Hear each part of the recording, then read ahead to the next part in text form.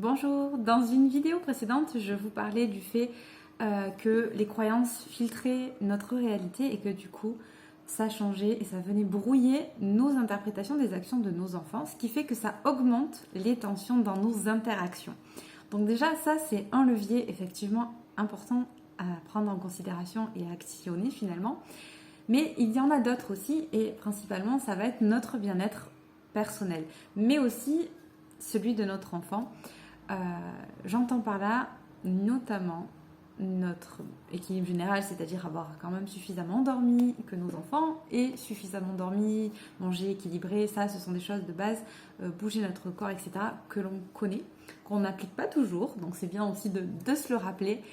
Mais il y a aussi un côté hygiène de conscience, hygiène intérieure sur lesquels on ne porte pas souvent attention.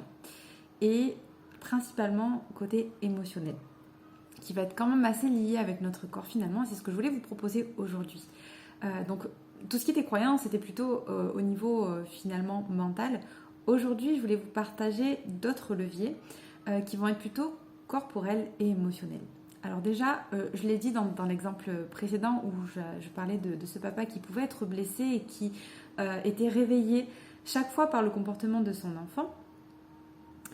Et c'est valable pour les mamans, hein, évidemment, où quand on va être en interaction, ça va venir réveiller, appuyer sur quelque chose qui est déjà douloureux. Ce n'est pas que ce que fait notre enfant vient éveiller ou vient nous blesser, c'est qu'il y a déjà une blessure et que notre enfant vient appuyer dessus. Donc déjà, ça, c'est un tremplin d'épanouissement parce qu'à chaque fois, c'est une occasion de venir penser une blessure, de venir la guérir. Il nous la montre, c'est vraiment un cadeau. Et ensuite, il y a le côté très émotionnel, où, je le disais dans la vidéo précédente, hein, on va avoir cet émotionnel qui va se réveiller et parfois même en se raisonnant on n'y arrive pas parce qu'il faut passer par le corps d'abord, par l'émotion, par la sensation qu'il y a dans notre corps, et quand on arrive à libérer ça après, on va plus être réveillé, on va guérir cette blessure. Et donc ça, c'est un travail que je vous apprends à faire en séance. Et une fois que vous l'avez appris, vous pouvez le maîtriser dans votre quotidien. Et c'est vraiment très efficace. Vous pouvez même accompagner vos enfants à faire la même chose. Donc ça, c'est le côté émotionnel. Venir ressentir vraiment ce que notre corps a à nous dire quand on est face à des situations qui créent des tensions, des conflits. Il y a ce côté. Donc il y a le côté. Puis il y a le côté émotionnel, comme on vient de le voir. Et pour finir, il y a aussi le côté en mouvement, se mettre en mouvement. D'ailleurs, émotion, ça veut dire extérioriser, mettre en mouvement.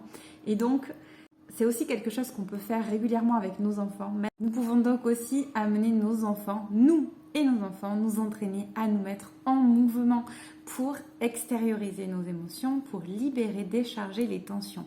Et il y a pour ça